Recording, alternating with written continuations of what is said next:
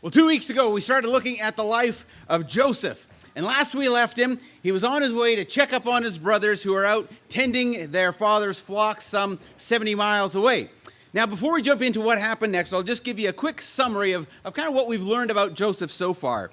To begin with, Joseph comes from the family tree of Abraham. He was Abraham's great-grandson. And it was Joseph and his 11 brothers who would eventually grow to become the 12 tribes of Israel. Their father, Jacob, would have his name changed by God from Jacob to Israel. And so these 12 sons, or the eventual 12 tribes, became known as the sons of Israel, or the tribes of Israel. So Joseph and his family are some very, very famous and very central figures in the Old Testament. But they're also a very dysfunctional family, as we've been talking about. Jacob has 4 wives, 2 of them sisters, and then the other 2 being servants of those sisters. And so to make a long story short, it's dysfunctional to say the least. Joseph and his brothers, and then the wives as well, the entire family really feels that they have to compete for Jacob's love and affection, particularly between these 2 sisters as they kind of battle it out by seeing who can have the most kids, kind of an idea. And then even within the family, the brothers, we see all kinds of jealousy and competing for dad's love. However, Joseph himself, he doesn't seem to have to compete for Jacob's love. That's kind of a guaranteed thing already. He's the firstborn of Jacob's favorite wife, who's Rachel, and so he's kind of the favorite by default. And as evidence of that, Jacob has given him this beautiful robe, or the coat of many colors that we hear about. And it's certainly much more than just a nice robe. This robe really signified Joseph's higher position and status above all of his brothers because of this. And so as you can imagine, because of their father's favoritism and all this jealousy and infighting in the family, it just wasn't a very nice family to be in. There's always this conflict. We talked a little bit last week about the anger and the bitterness that these brothers had towards Joseph. We're told repeatedly in that first chapter that Joseph's brothers hated him. And of course, Joseph's dreams didn't help the situation either. You'll remember he had a couple of dreams, both of them showing that how his brothers and even his mother and his father would one day bow to him. Now, of course, Joseph thought, these were great dreams. He was pretty happy. These must be signs from God. His family didn't quite buy into that quite as much. Certainly not his brothers. They were convinced that there was no way that they were ever going to let that happen. But nonetheless, that's kind of the introduction that we have to Joseph. He's the favorite and the hated brother, favorite because of dad's being the firstborn of his favorite wife, but hated because of the favoritism that he has, hated even more because of that beautiful robe, the status that his father gave him, hated even more because of those dreams that he had. And so that kind of sets the stage for this first major life-changing event in Joseph's story. And it all began when Joseph went to check on his brothers. As we read last week from Genesis 37, verse 14, Jacob says, "Go and see how your brothers and the flocks are getting along," Jacob said. "Then come back and bring me a report." So Jacob sent him on his way, and Joseph traveled to Shechem from their home in the valley of Hebron. All right, now the brothers had actually moved their flocks a little further on from Shechem to a little place called Dothan, about 15 miles away. So it took Joseph a little while to find them, but he eventually found them. And then we read in verse 18, as Joseph is approaching his brothers, it says, "When Joseph's brothers saw him coming, they recognized him in the distance. As he approached, they made plans to kill him. 'Here comes the dreamer,' they said. 'Come on, let's kill him and throw him into one of these cisterns. We can tell our father, a wild animal has eaten him. Then we'll see what becomes of his dreams.'" It's pretty obvious that these brothers had no love for Joseph. And in fact, their bitterness and their anger had grown over the years to the point now where they were quite literally ready to kill and end the life of their brother. It seems pretty shocking that things could have gotten this bad in this family. But that's where this unchecked anger has taken them, which is kind of the natural path. And so that's kind of where we left it off last week, with Joseph approaching his brothers, Joseph having no idea what they're plotting and planning to do. And it's right about then, though, that we see the providence of God intervene in this story. So let's continue reading on to verse 21 to find out what happened. "But when Reuben heard of their scheme, he came to Joseph's rescue. 'Let's not kill him,' he said. Why should we shed any blood? Let's just throw him into this empty cistern here in the wilderness. Then he'll die without our laying a hand on him." Reuben was secretly planning to rescue Joseph and return him to his father. Now, this is a little bit interesting here. Apparently, Reuben wasn't the part of the original plan to kill Joseph. He must have been off somewhere else doing something else. But when he heard what they wanted to do, he determined that he couldn't go along with it. Now, I'm sure that Reuben was probably not Joseph's number one fan either. I don't imagine he had any more love for Joseph than the rest of his brothers. But unlike his brothers, he just felt that this was not the right thing to do, to kill their brother. And it's almost a little bit surprising that Reuben was the guy to intervene and to say not to rescue or not to kill Joseph. Even though Reuben was the oldest brother and probably the leader of the pack, it's clear that he was no saint. A few chapters earlier, back in chapter 35, we read that Reuben actually slept with his father's concubine, Bilhah, who'd be like his stepmom. All right, so that just even speaks more to the dysfunction in this family. And of course, because of this, Reuben ends up losing his birthright as the firstborn, and that kind of gets passed on to Joseph, as we'll find out a little bit later on.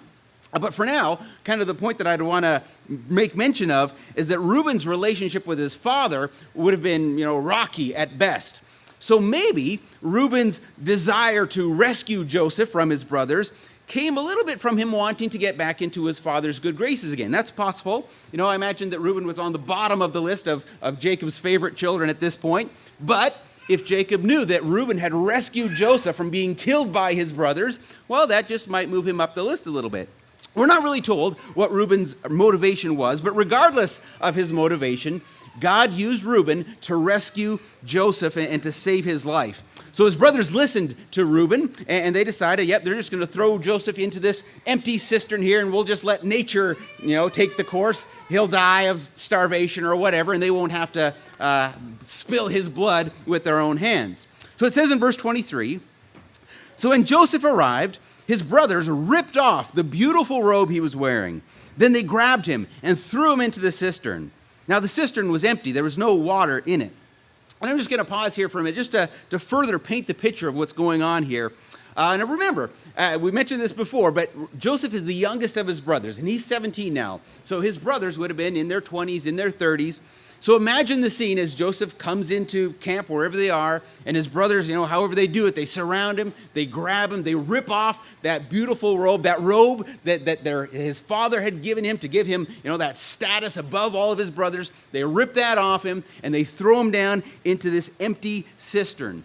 Now, this passage doesn't detail how Joseph reacted to all this, but we do get a hint a little further on. In chapter 42, verse 21, we read, as they're speaking among themselves, they said, "Clearly we are being punished because of what we did to Joseph long ago. We saw his anguish when he pleaded for his life, but we wouldn't listen." So throughout the struggle, as they ripped off the robe and they threw him in the pit, I would imagine that Joseph pleaded and begged for his brothers to let him go. It says, in his anguish, he pleaded for his life, but his brothers wouldn't listen. Now, I can only imagine the fear and the despair that Joseph would have felt as he called to his brothers, but they ignored his pleas. I can imagine most of you guys are familiar with the movie The Princess Bride. You'll remember that when the good guy, the hero, Wesley, he gets captured by the bad guys, and where do they take him? The pit of despair, right? Where he's tortured mercilessly until he's almost dead, right? You'll remember that part? Well, Joseph's cistern really was the pit of despair. After such treachery by his brothers, he sat there in anguish, feeling helpless, feeling hopeless, pleading and begging for his life, but no one paid him any attention. No one except God, of course. Now, it's interesting in our story up to this point, we don't read any commentary about what God was doing in the background like sometimes we read. We actually don't find God mentioned in this chapter at all, believe it or not. But that certainly doesn't mean that God wasn't involved. Years later, as Joseph reflected back on all of this, he said to his brothers, "You intended to harm me, but God intended it all for good." Now, of course, I don't think he saw that at this point in his life. As he sat there in the pit of despair, he had no idea what God was doing. And I wonder if he even questioned if God was there at all. Did God even know what was happening to him? And if so, why in the world would God let this happen? Why wouldn't God intervene? Well, why didn't God change his situation? Why did God let him just sit in that pit of despair, feeling helpless and hopeless? And maybe you can relate to that a little bit. Maybe you feel like you're in a bit of a pit of despair yourself. Maybe your world feels like it's crashing down around you. Maybe you feel like you've been betrayed, maybe by somebody that you trust, maybe through some crazy circumstances of life. Maybe things have just gotten flipped upside down and you just wonder, if God's there at all. And if he is, why isn't he doing something about your situation? Doesn't he care? Doesn't he hear you praying? Doesn't he hear you pleading and begging for rescue? I wonder, if you feel that God has left you alone in that pit of despair, feeling hopeless and helpless, if that's where you are right now, I just want to encourage you a little bit, first of all, by saying that you're not alone. You're not the first person who's gone through the pit of despair. In fact, many of the Psalms were written by people feeling like they were in the pit of despair. Psalm 22 was actually quoted by Jesus as he hung on the cross, but it goes like this: my God, why have you abandoned me? Why are you so far away when I groan for help? Every day I call to you, my God, but you do not answer. Every night I lift my voice, but I find no relief. That sure sounds like someone in the pit of despair. Psalm 13 is another psalm that's very similar. It says, "O Lord, how long will you forget me? Forever? How long will you look the other way? How long must I struggle with anguish in my soul, with sorrow in my heart every day? How long will the enemy have the upper hand? Turn and answer me, O Lord my God. Restore the sparkle to my eyes, or I will die. Don't let my enemies gloat, saying, 'We have defeated him.' Don't let them rejoice at my downfall." And perhaps you can relate to that. Perhaps you're going through some of that right now. The pit of despair is a reality that probably all of us will go through at some point in our lives. There's going to be times where God feels like he's a million miles away. There's going to be times where it just seems that God isn't listening to our prayers. There's going to be times when you may even question if God cares at all. But I assure you that he does. And just because God feels distant doesn't mean that he is. Our feelings don't determine reality. And the reality is that God has promised that he will never leave us or forsake us. The reality is that God has promised that nothing can ever separate us from his love. And the reality is that we can cast our cares upon him because he cares for us. We can have confidence knowing that despite our circumstances, God still loves us like crazy, and he is our ultimate good in mind. In this Psalm 13, even though the writer who's David, he starts off by expressing how he feels like he's been abandoned by God and he's struggling alone, but yet he concludes in the end that despite how he feels, he can trust God. He says in verse 5, "But I trust in your unfailing love. I will rejoice because you have rescued me. I will sing to the Lord because he is good to me." And that's such an encouragement to us. Even though we may find ourselves in a pit of despair, we can rejoice. We can sing to the Lord because he is good to us. We can trust in his unfailing love. Now, I'm not sure how much rejoicing Joseph was doing as he sat there in that pit. I'm sure he didn't feel like God was rescuing him by any stretch of the imagination. But yet, in fact, that's exactly what God had been doing. He had rescued Joseph from the hands of his brothers. He had used Reuben to spare Joseph's life. And then, even though that wasn't not immediate, God would then send this caravan of traders that would come and rescue Joseph from the pit, although probably not in the way that Joseph was hoping for, not in the way that he intended, but a rescue nonetheless. So let's read what happened, starting on from verse 25. It says, "Then, just as they were sitting down to eat, they looked up and saw a caravan of camels in the distance coming towards them. It was a group of Ishmaelite traders taking a load of gum, balm, and aromatic resin from Gilead down to Egypt.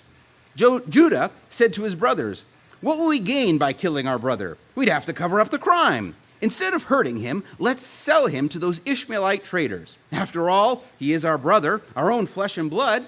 And his brothers agreed. So when the Ishmaelites, who were Midianite traders, came by, Joseph's brothers pulled him out of the cistern and sold him to them for 20 pieces of silver. And the traders took him to Egypt." So you can see that this was not the rescue that Joseph was hoping for, but it was a rescue nonetheless. It seems that his brothers had a few more second thoughts about killing Joseph. After all, they didn't want to go through all the trouble of covering up the crime. That'd be quite a hassle, they reasoned. And so instead, they would sell him to these traders who were coming by. They would solve their Joseph problem, and they'd even make a little profit. It was a win-win situation for everyone. However, this threw a real monkey wrench into Reuben's plans to rescue Joseph and bring him back to their father. And apparently he was absent again. He was always off doing something. But he was absent while his brothers made this plans. And so when he came back to find Joseph, to pull him out, he finds that Joseph is not there, and he is not a happy camper. It says in verse 29, sometime later, Reuben returned to get Joseph out of the cistern. When he discovered that Joseph was missing, he tore his clothes in grief. Then he went back to his brothers and lamented, "The boy is gone. What will I do now?" Reuben's plans had kind of fallen apart on him here. He would not be the hero of this story and be that loyal brother that brings Joseph back to dear old dad. Maybe had he stood up to his brothers in the beginning and said, "No, we cannot do this. We can't harm our brother." If he had said that from the beginning, then maybe he could have been that hero. But because he had chosen not to stand up for what was right at that time, that opportunity had come and gone. Joseph was now on his way to Egypt, and what could Reuben do? Well, the brothers decided the only thing to do was to cover up the crime, which was, ironically, the exact reason why they sold him instead of killing him. They didn't want to cover up the crime, so I don't know exactly what they were thinking, but here's what they did in verse 31. Then the brothers killed a young goat and dipped Joseph's robe in its blood. They sent the beautiful robe to their father with this message: "Look at what we found. Doesn't this robe belong to your son?" Their father recognized it immediately. "Yes," he said, "it is my son's robe. A wild animal must have eaten him. Joseph has clearly been torn to pieces." Then Jacob tore his clothes and dressed himself in burlap. He mourned deeply for his son for a long time. All his family tried to comfort him, but he refused to be comforted. "I will go to my grave mourning for my son," he would say. And then he would weep. Well, the brothers' cover-up had worked like a charm. They didn't even have to come up with a story because their father came to all the right but wrong conclusions. In Jacob's mind, Joseph was dead. And in the brothers' mind, he may as well have been, right? As far as they were concerned, Joseph was out of their life. They would never have to see Joseph again. They'd never have to put up with him, acting like he was in charge. They'd never again have to listen to his crazy dreams about them bowing down to him. They'd never again have to see him wearing that fancy robe-like or king-like robe that elevated him above them. All of that was in the past, or so they thought. Unbeknownst to them, God had very much a different plan in mind, and we get just a hint of that in the last verse of this chapter. In verse 36, it says, "Meanwhile, the Midianite traders arrived in Egypt, where they sold Joseph to Potiphar, an officer of Pharaoh, the king of Egypt. Potiphar was captain of the palace guard." Now, we're going to leave it there for today, but this gives us just a glimpse that God was up to something. Despite Joseph's brothers' strongest intentions to harm Joseph, God was rescuing Joseph and putting him exactly in the position that he wanted him to be. Now, for Joseph, I'm sure he didn't see that. He had woken up that morning, 17 years old, free as a bird, the favorite of his father, not a care in the world.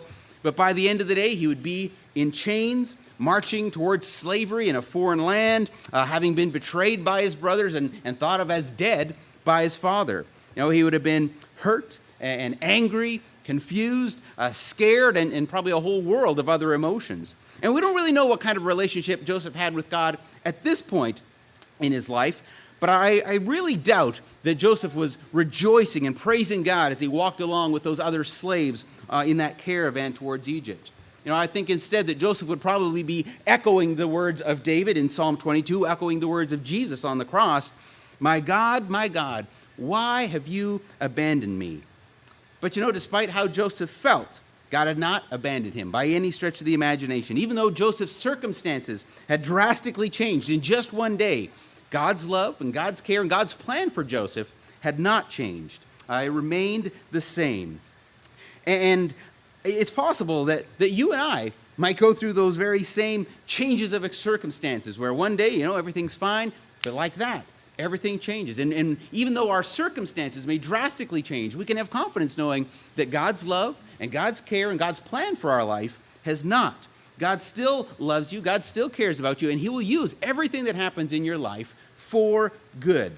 You know, I can't imagine any situation that we might go through in our lives that would be as hopeless as what Jesus experienced as he was hanging there on the cross. You know, after being betrayed and sold out by one of his close friends, Judas, for 30 pieces of silver, after all the rest of his friends, all the disciples, they abandoned him, after being physically whipped and beaten and then nailed to a cross, and then taking on the guilt and the shame and the weight of all the sin in the world. You know, as Jesus hung there on the cross, he experienced the ultimate pit of despair. You know, it's no wonder that as Jesus hung there, he cried out, my God, why have you abandoned me?"